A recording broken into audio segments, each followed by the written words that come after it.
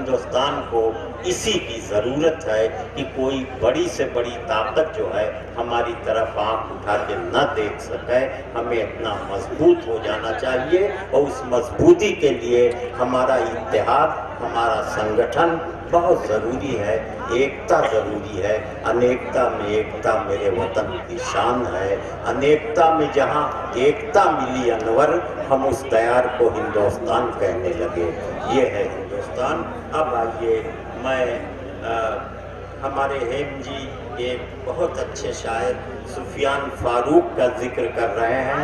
यकीनन अगर उन्होंने इशारा किया है तो सुफियान भाई भी कौमी और वतनी जज्बात से लबरेज एक शायरी पेश करेंगे जिससे उनका नाम भी आपके जहनों में महफूज हो जाए। सुफियान फारूक। दोस्तों, जब हेम दादा ने ये प्रोग्राम कराया तो उनके मन में क्या था? सबसे पहले मैं ये कहता हूँ कि नजर को, दिल में जज्बे को हिंदुस्तान करना है। हमें हर हाल में पूरा हर एक अरमान करना है।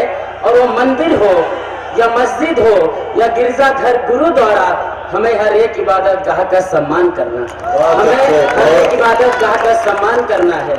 तो मैं 4 मिसरों से अपनी बात की शुरुआत करता हूँ। समाप्त फरमाएं।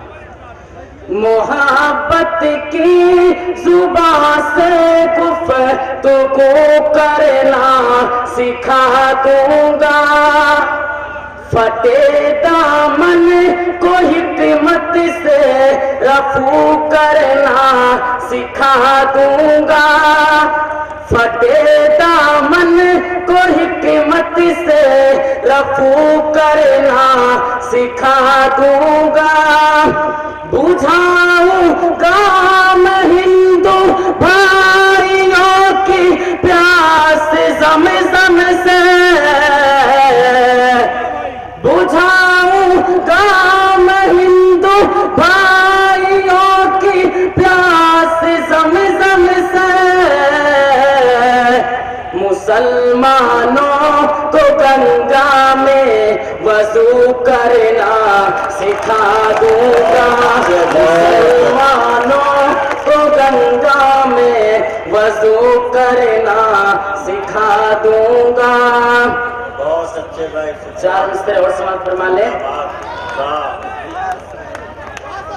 करे जो नफरत की बातें उसे हम तो भुला देंगे, रखे मरते दम तक वो याद कुछ ऐसा सिला देंगे, रखे मरते दम तक वो याद कुछ ऐसा सिला देंगे, बुझा देंगे हम सब मिलकर के नफरत के चरागों को,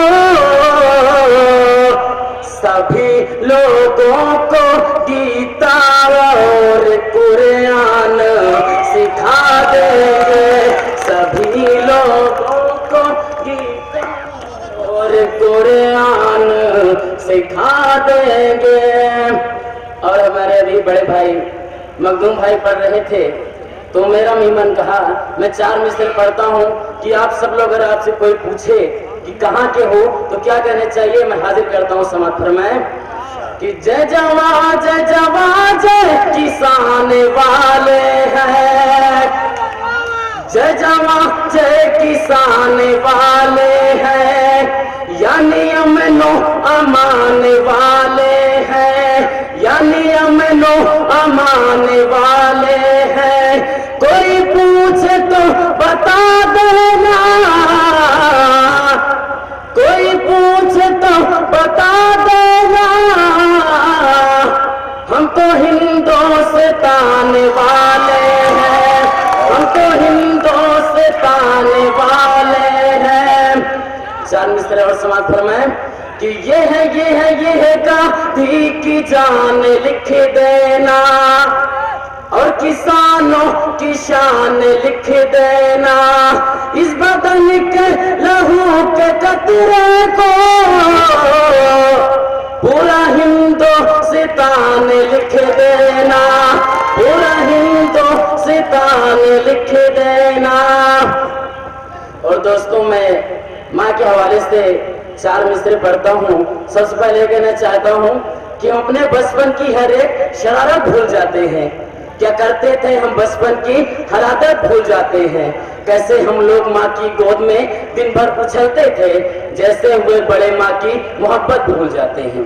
तो मैं 4 मिसरे पढ़ता हूँ, समाप्त फरमाएं कि कोई ऐसा कदम उठाना मत, कोई ऐसा कदम उठाना मत, माँ की ममता को भूल जाना मत, रूठ जाए कि तुझसे जन्नत यार, माँ का दिल तुम कभी दुखाना मत, माँ का दिल तुम कभी दुखाना मत। और दोस्तों, जब हम लोग गांव से शहर पढ़ने आते हैं तो हम लोग ये नहीं समझते हमारे माँ बाप कितनी मजबूरी उठा के हम लोग को पढ़ने के लिए भेजते हैं। तो मैं 4 मिसरे हाजिर करता हूँ, समाप्त फरमाएं। हर दर्द को तन्हा वो सह लेते थे, हम सब के बेगैर वो कैसे जीते थे, हम सब के बेगैर वो कैसे जीते थे। शहर में आकर पढ़ने वाले भूल गए किसकी माँ ने कितने जेवर बेचे थे, किसकी माँ ने कितने जेवर बेचे थे। और आज मुझे औकात का अंदाजा हो गया, मान छुआ सूखा गुलाब ताजा हो गया, मान छुआ सूखा गुलाब ताजा हो गया। कल रात में घर पे नहीं खाया खाना, कल मेरी माँ का भी यार फाका हो गया, कल मेरी माँ का भी यार फाका हो गया।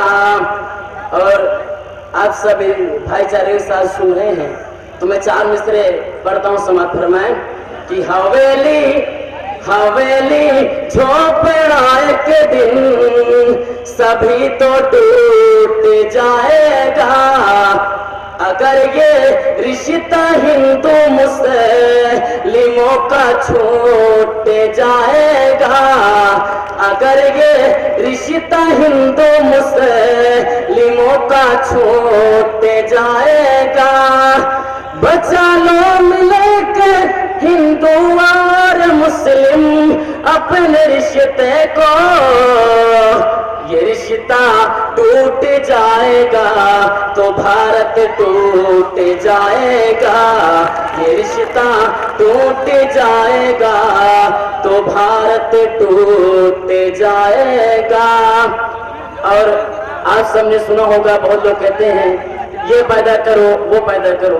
मेरे मन में जो बात है मैं कहता हूँ कि वतन के गुमसुमार के कोई समन पैदा कर, जिगर में जोश दिल में दर्द तन में जान पैदा कर, जिगर में जोश दिल में दर्द तन में जान पैदा कर, उड़ा ले जाए दम भर में जहाँ की सब खुराफातें, बसा कर ऐसा महशरिया कोई तूफान पैदा कर, बसा कर ऐसा महशरिया कोई तूफान पैदा कर। और 4 मिसरे नौजवानों के लिए मैं यही पढ़कर बैठता हूँ कि वफा की जंग मत लड़ना, ये बेकार जाती है, जमाना जीत जाता है, मोहब्बत हार जाती है, जमाना जीत जाता है, मोहब्बत हार जाती है। हमारा तज़किरा छोड़ो, हम ऐसे लोग हैं जिनको जमाना कुछ नहीं कहता, जुदाई मार जाती है। बहुत अच्छे नौजवान शायर सुफियान साहब बड़े एतमाद से अपनी बातें माइक पर कह रहे थे।